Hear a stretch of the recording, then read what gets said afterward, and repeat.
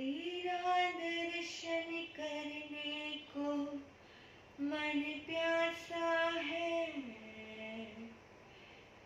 कैसे तुझे बताए ये अभिलाषा है। तेरा दर्शन करने को मन प्यासा है, कैसे तुझे बताए ये अभिलाषा है।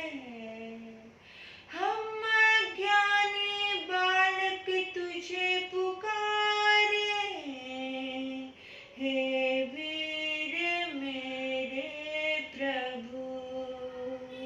आओ आओ आओ, हो त्रिशला माँ के दुलारे। आओ आओ आओ, हो त्रिशला माँ के दुलारे। हारे हारे हारे, हम तो दिल से हारे। हारे हारे हारे, ढूंढ ढूंढ अब हारे। अब जाने हम संसार क्या है, जीना यहाँ मुश्किल बड़ा है। अब जाने हम संसार क्या है, जीना यहाँ मुश्किल बड़ा है। अपना यहाँ कोई नहीं है मेरे प्रभु, बस एक तू है। अपना यहाँ कोई नहीं है मेरे प्रभु, बस एक तू है। आओ आओ आओ, त्रिशला माँ के दुलारे। हारे हारे हारे, ढूंढ ढूंढ सब हारे। तुम हो प्रभु घट घट के वासी, अखियाँ मेरी दर्शन को प्यासी। तुम हो प्रभु घट घट के वासी, अखियाँ मेरी दर्शन को प्यासी। महिमा तेरी हम सब गाए तुझे, अब हम पाए। महिमा तेरी हम सब गाए, पाए तुझे अब हम कहाँ रे। आओ आओ आओ, त्रिशला माँ के दुलारे। आओ आओ आओ, हो त्रिशला माँ के दुलारे। हारे हारे हारे, हो ढूंढ ढूंढ सब हारे। ये मेरा दिल करता है वंदन, श्रद्धा सुमन तुझको समर्पण। ये मेरा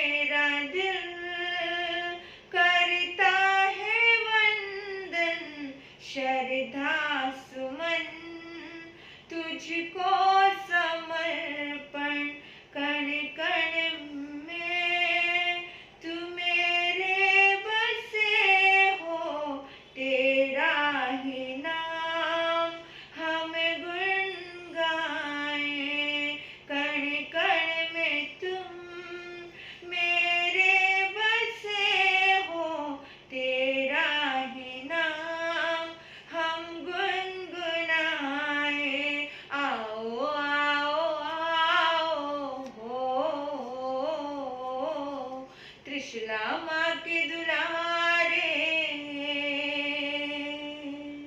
हरे हरे हारे हो, ढूंढ ढूंढ सब हारे।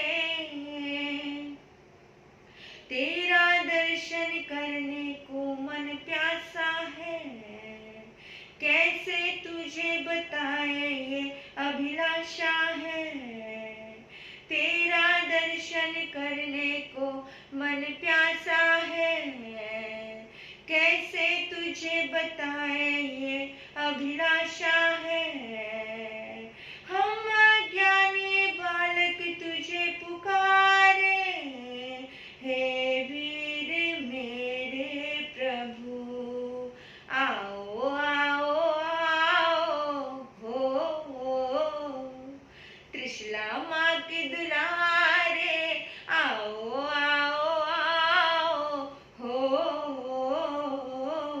त्रिशला माँ के दुलारे, त्रिशला माँ के दुलारे, त्रिशला माँ के दुलारे।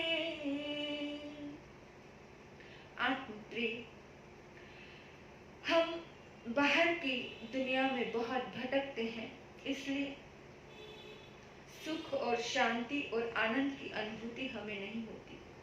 हम ईश्वरीय शक्ति के कनेक्शन में नहीं रह पाते हैं। हम कभी उनके लिए पूजा, इबादत, भक्ति नहीं कर पाते हैं। उनके लिए कभी नहीं सोचते हैं। उनकी इंतजार में कभी नहीं हम सोचते हैं।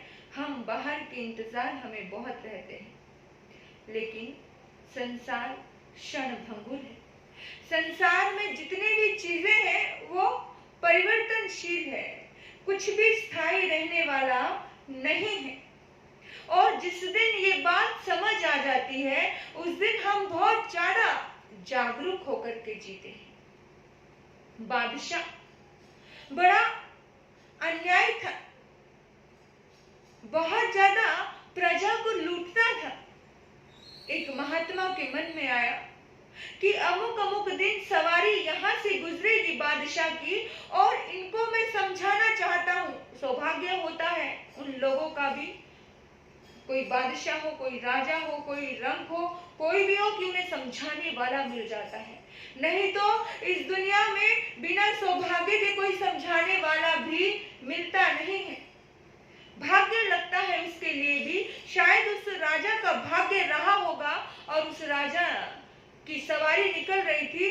बादशाह सलामत की जय हो, बादशाह सलामत की जय हो, बड़ी जय जयकारें हो रही थी।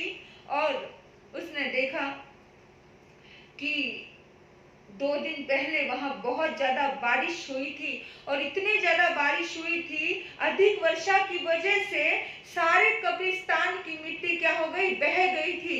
और सभी कब्रिस्तान के अंदर से पड़ी हुई जो किसी की खोपड़ी है, किसी की हड्डियां हैं, वो सब बाहर निकल के आ गई।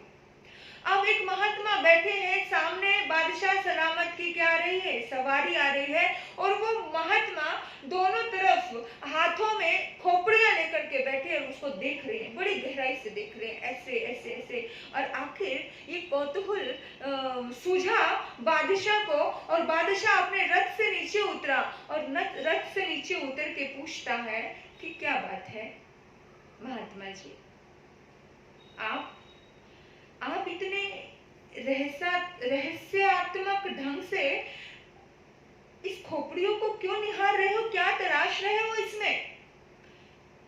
बादशाह को कहा, सुनो जहांपना, मेरे अपने बाप दादा इस दुनिया से जा चुके हैं, और मैं इन खोपड़ियों को खोज रहा हूं कि ये मेरे दादा की खोपड़ी कौन सी है, और मैं खोज रहा हूं कि इसमें से आपके दादा की खोपड़ी कौन सी।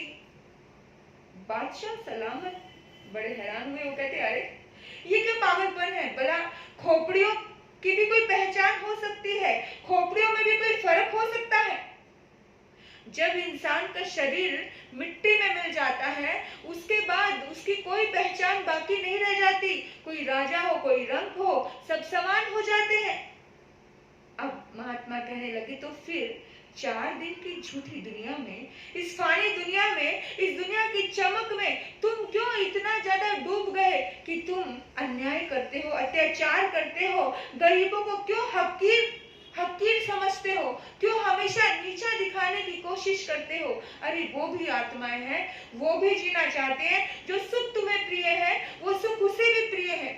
याद रखना मेरे बंधुओं, अगर ये बात समझ आ गई कि जो सुख मुझे प्रिय है वो सुख उसे भी प्रिय है, जब आत्मा आत्मा को समझने का भाव आ गया, वो व्यक्ति कभी दुर्गति में जा नहीं सकता है। और बादशाह को बड़ा लगा, एकदम से उस बादशाह ने महात्मा को धन्य देते हुए कहा कि महात्मन, तुम्हारी बात सत्य है, तुम सही कह रहे हो, यथार्थ कह रहे हो। और उस दिन के बाद बादशाह सलामत ने दुनिया पर जुल्म करना बंद कर दिया। उनको समझ आ गया कि देखिए कि जिंदगी में, इस संसार में जब तक हो आनंद से जियो, मस्ती से जियो, लेकिन किसी का दिल दुखाकर नहीं। किसी के दिल दुखाकर के तुम्हारे चेहरे पे खुशी आ रही है तो समझ लेना कि वो खुशियों को तुम जीत नहीं पाए, उन खुशियों को तुम जी नहीं पाए। वो खुशियां मतलब दिखावटी है, बनावटी है। वो खुशी आपकी जिंदगी को दर्द देने वाली है। वास्तव में ये जीवन समुद्र यात्रा की भांति है, जिसमें हम सभी एक ही संकुचित नौका में परस्पर मिलते हैं। ये संसार एक नौका के जैसे है और मृत्यु तट पर हम सभी के सभी एक न एक दिन पहुंच जाते हैं, जहां हम सभी बिछुड़कर अपने अपने लोक में चले जाते हैं। हर किसी को इस दुनिया से जाना है, हर किसी को जाना है, तुम्हें भी जाना है, मुझे भी जाना है। यहाँ किसी ने सदा नहीं रहना, यहाँ किसी ने सदा नहीं रहना, क्यों करता मेरा मेरा सुबह को बचपन हंसते देखा, सुबह को बचपन हंसते देखा। और फिर और दोपहर जवानी, शाम बुढ़ापा ढलते देखा, शाम बुढ़ापा ढलते देखा, रात को खत्म कहानी, रात को खत्म कहानी, रात को खत्म कहानी। याद रखना मेरे बंधु, जिंदगी बस इतनी सी ही है। पता नहीं कितनी जल्दी बीत जाती है। सुबह बचपन खो गया, पता चला खेलों में कूद में ऐसे ही निकल गया, जवानी ऐसे ही अपनी ईगो में निकल गई, और फिर बुढ़ापे के बाद सिर्फ मौत आती है, कुछ नहीं आता। मेरे बंधुओं, हमें प्रतिपल जागृत रहना है, होशपूर्वक रहना है। हमारे जीवन में जितना हम अच्छा कर सकते हैं उतना अच्छा करने का भाव रखना, उतना पुरुषार्थ करना कि इस जीवन में जितना अच्छा कर लें, हम ये लोक और परलोक हमारे दोनों ही सुधर जाएंगे। आपने मुझे सुना, आपके भीतर बैठे परमात्मा को नमन करते हुए ओम शांति, ओम शांति।